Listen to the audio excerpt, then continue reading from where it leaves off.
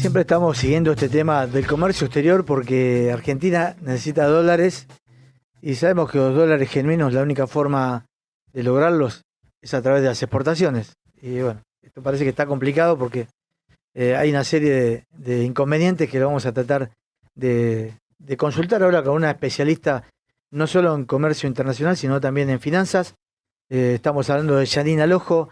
Darío Ríos te saluda. Yanina, ¿cómo estás? Hola, ¿qué tal? ¿Cómo estás? Buenos días para todos. Bueno, buen día, Yanina.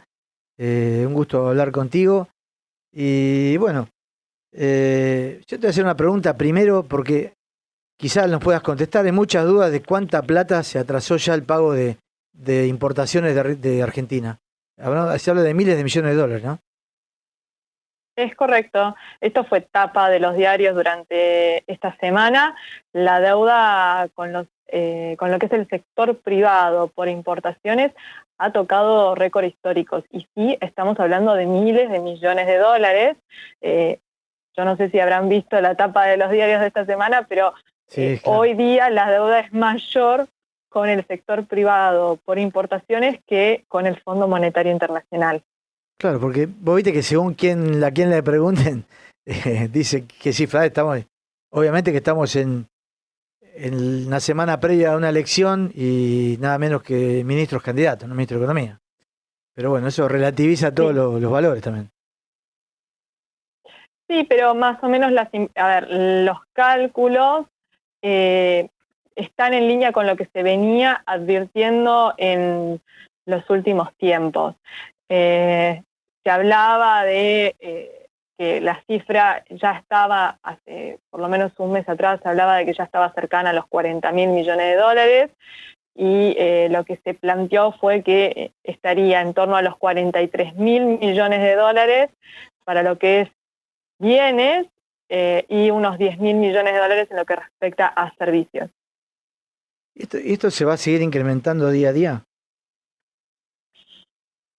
Y mira, mientras se sigan postergando el acceso al mercado para poder pagar lo que son bienes y no se aprueben las solicitudes para poder gestionar pagos al exterior por servicios, la situación se sigue complicando. La realidad es que hoy todas las operaciones que se quieran pagar desde la Argentina se tienen que validar a través de un validador que tiene la FIP, que se llama Cuenta Corriente Única de Comercio Exterior, y ahí se cargan las operaciones y se hace una preautorización, y la realidad es que el sistema estuvo funcionando en el último tiempo con muchísimos errores, con fallas, muchos días que los bancos no han podido validar operaciones, y eso significa que no se puede cursar el pago. Sin esa autorización, sin esa validación, no se puede cursar el pago. En el mes de septiembre aparecieron errores a empresas de que no habían podido acceder al mercado no por voluntad propia, sino por dificultades de la operatoria, porque se habían demorado más de un mes en hacer el pago. Y eso les implicaba no poder hacer el pago en el momento en que lo querían hacer. Presentan los reclamos para poder acceder, o sea, para que se solucione, y pasa el tiempo y la realidad es que no se levanta ese error en el sistema y por lo tanto siguen sin poder acceder al mercado. Desde el miércoles, no de esta semana, sino del anterior, el sistema presentó muchísimos errores, los bancos no podían validar el, las operaciones, claramente, o sea, no se podía girar, era muy difícil conseguir girar al exterior. Ujú. O sea que yo, bueno, hace unos meses fui testigo directo de una empresa que tenía la decisión, la CIDA aprobada el dinero para pagar una fecha en los papeles, pero en esa fecha le dijeron que se le iban a atrasar 90 días. ¿Qué pasa con esos casos? ¿Cómo se resuelven? No se pueden resolver de ninguna manera, lamentablemente. Es una situación que no se le dio solamente a esa empresa, sino se le ha presentado a varias empresas que han querido acceder al mercado, tenían una fecha para acceder al mercado. Recordemos que lo que estableció el sistema de la CIRA, que está cumpliendo un año, es que uno no puede pagar cuando uno desea, sino que tiene que esperar una fecha que le asignan dentro del sistema de la FIP. Hay una pantalla específica donde uno puede consultar y se le asigna una fecha de acceso al mercado. Salvo que uno puede encuadrarse en unas escasas excepciones. Y lo que se observó durante todo agosto, todo septiembre, fue lo que podríamos llamar como una especie de reperfilamiento de las fechas de acceso, y es que mucha gente tenía acceso para el mes de agosto, septiembre, octubre, y le postdataron el acceso. Muchos para final de año y otros directamente para bastante avanzado el 2024. Se puede reclamar, lamentablemente, por más que uno reclame, no va a obtener ningún tipo de solución, no puede acceder al mercado hasta que no le llegue la fecha. Janina, te saluda Gabriel Ríos Malán. ¿Cómo estás, Gabriel? Bien, y en el caso de esta persona, de este importador que tiene para el 2024, o sea, cuando tenga que pagar, va a tener que pagar a la cotización del dólar de ese momento. Y por supuesto, uno cierra cambio el día que accede efectivamente a hacer el pago. Por lo tanto, queda sujeto al tipo de cambio que haya en ese momento. Te voy a dar un ejemplo que es bastante concreto y que lo están viviendo en carne propia los pocos importadores que han podido acceder en el último tiempo al mercado único y libre de cambios. Muchos hicieron sus operaciones de importación, por ejemplo, en junio, ¿sí? Y les dieron fecha para pagar a 90 días de esa fecha de nacionalización, de esa fecha que la mercadería finalmente ingresó. Cuando fueron a pagar, se encontraron que se les había establecido el impuesto país al pago hacia el acceso al mercado para el pago de importaciones de bienes y servicios. Ahora está grabado con el impuesto país. Y eso ellos no lo tenían considerado. Entonces, tienen que pagar el 7,5% para acceder al mercado. Y ellos quizás vendieron su mercadería, hicieron el cálculo del costo, de cuánto les representaba, y no tuvieron nunca en cuenta de que les iban a imponer ese impuesto. Otro ejemplo sería los importadores que trajeron mercadería también en junio, en julio, y no solo se encontraron con el impuesto país, sino que tuvieron una devaluación el 13 de agosto y tienen que ahora liquidar el tipo de cambio de ahora, no del tipo de cambio de cuando ellos ingresaron la mercadería. Claro, o sea, es imposible pensar en costos, ¿no? Así, no se puede planificar nada. Es muy difícil planificar o pensar armar una estructura de costos eficiente en este contexto. Las empresas más grandes tienen la posibilidad de tomar cobertura para mitigar el riesgo de la variación del tipo de cambio, pero cuando pensamos en el universo de empresas importadoras, la mayoría son pymes, y los instrumentos son demasiado complejos y quizás no pueden acceder a esos instrumentos, tanto por la complejidad como por el volumen que a veces le piden los operadores para poder acceder a esos instrumentos. Entonces no pueden cubrirse de manera adecuada y quedan expuestos a esta situación de, por ejemplo, querían pagar su operación, les correspondía acceder al mercado en septiembre y se lo postergaron a enero del 2024 o mayo del 2024. Janina, el fin de semana pasado, en el debate, Patricia Bullrich fue muy claro al señalar a Matías Tombolini, lo mencionó como Tongolini. Este tema es algo que circulaba bastante, del hecho de corrupción a la hora de aprobación de CIDAS. Vos, en contacto con gente del sector, ¿cómo lo viste esto? Mira, desde que se implementó el sistema de importaciones de la República Argentina, la situación de los importadores se complejizó muchísimo. La cantidad de trabas burocráticas que hay es cada vez mayor. Ahora hay trabas informales desde el punto de vista de que caen los sistemas y uno no puede oficializar, o por ejemplo lo que sucedió durante esta semana de que de buenas a primeras habían cerrado la terminal de Seiza y no se podían hacer operaciones de importación y exportación. La situación hoy es crítica y, como lo manifestamos al principio, la deuda sigue creciendo, las empresas no tienen respuesta oficial cuando tienen un problema y los importadores siguen teniendo que traer la mercadería porque si no las cadenas productivas se paran. La situación de los importadores hoy es excesivamente compleja porque las trabas están por todos lados. Y, también el caso de Melconian, por lo menos lo que ha manifestado es que al llegar al gobierno eliminan la CIRA. ¿Es tan fácil eliminarlo de esto? Mira, no sé cuán fácil o difícil es eliminar las CIRAs o eliminar el cepo, hoy, porque hay que esperar a llegar al momento de la transición y ver en qué estado está realmente la economía argentina. Tenemos un antecedente. En el año 2016, perdónenme si me falla la memoria, 2016 fue que se hizo la transición del gobierno que asumió Macri. Ahí, hasta ese momento, nosotros teníamos las de JAI. ¿Sí? No sé si las recuerdan, Sí, las pero teníamos declaraciones las de JAI. juradas. Las de JAI eran algo parecido a la CIRA, pero creo que no eran tan complejo como ahora. Y efectivamente, las de JAI dejaron de existir, se creó la CIMI.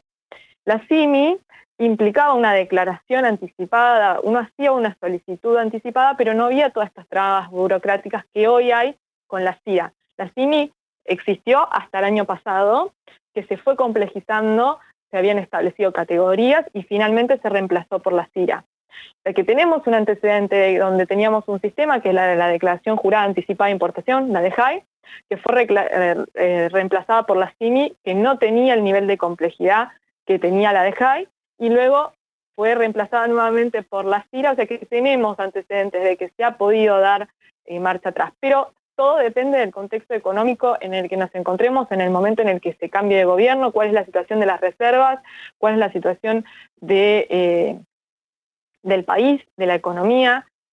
Hoy hay un montón de sectores que les están faltando insumos, les están faltando materiales y necesitan traerlos porque si no se paran las cadenas productivas. Lamentablemente, si podemos poner ejemplo de lo que es insumos médicos. Claro. Fue algo que se comentó mucho en las últimas semanas, el faltante de insumos médicos, pero era algo que en el sector se venía conversando ya hace meses, de que había problemas, de que no se aprobaban las tiras para poder traer estos insumos, y bueno, llegamos a esta situación crítica donde se tuvieron que reprogramar cirugías, se tuvieron que reprogramar hasta tomografías que estaban pautadas por falta de insumos.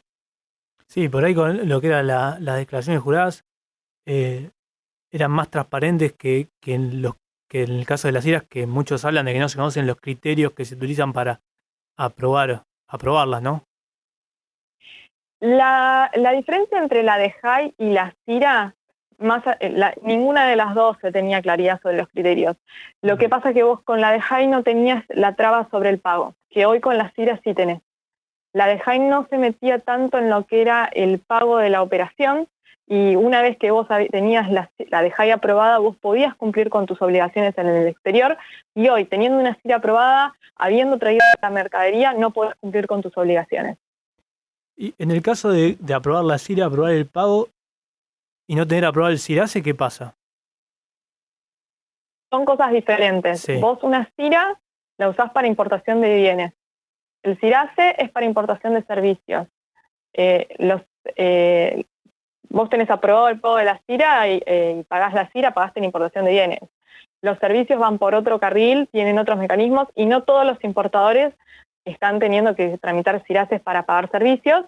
Aquellos que tienen que pagar servicios hoy están con el problema de que difícilmente se aprueban las CIRASES que están vinculadas con servicios, y además hay determinados servicios que tienen lo que vulgarmente se conoce como parking, que es tenés que dejar pasar un determinado tiempo para que se pueda, un determinado tiempo de la prestación efectiva del servicio para poder pagarlo, y hubo todo un inconveniente porque necesitabas contar con la fecha de aprobación de la CIRASE para empezar a computar los plazos, y no tenía ese dato, la CIRASE no traía el dato de la fecha de aprobación, lo cual generaba que si a vos te aprobaban la CIRASE ibas al banco y no te dejaban girar porque no tenían el dato que les faltaba, que era la fecha de aprobación.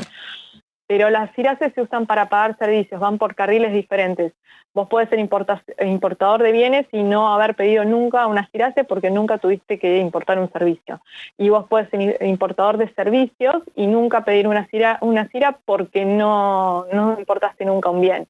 Y a todo esto le tenés que sumar el grave problema que tienen todos los operadores de comercio exterior, que es la capacidad económica financiera, que fue otra traba que tampoco es transparente en cuanto a los criterios, con la cual, si vos no tenés capacidad económica financiera, no puedes ni siquiera pedir una CIRA o una CIRASE, y eso te deja por un mes prácticamente, si al siguiente mes lográs solucionar el problema, te deja durante un mes sin poder hacer ningún pedido de importación, ni de bienes ni de servicios.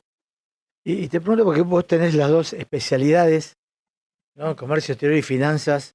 ¿Y cómo se maneja el sector con tantos, con un dólar minero, un dólar pyme, un dólar agro, dólar soja, ¿no? ¿Cómo se manejan?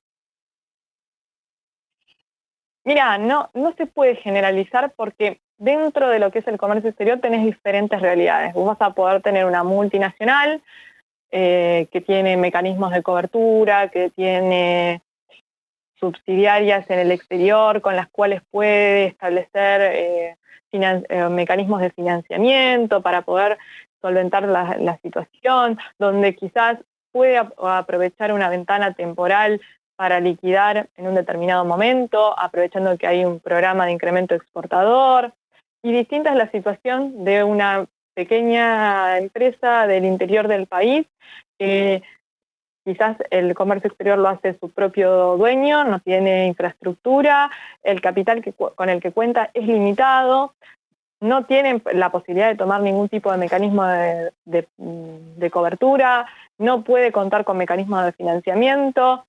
Si liquida, quizás si exporta, aprovechando esa ventana temporal y liquida, utilizando, no sé, por ejemplo, supongamos una pyme que esté en el sector agropecuario y que haya quedado beneficiada por por el programa de incremento exportador, liquida, tiene el 75% del tipo de cambio oficial, el 25% lo hace o sea, en el mercado financiero, pero tiene que hacer muy bien los números porque quizás cuando quiere ir a comprar los insumos para la próxima campaña, sus insumos están dolarizados a un tipo de cambio que no le alcanza con lo que está liquidando para cubrirlo.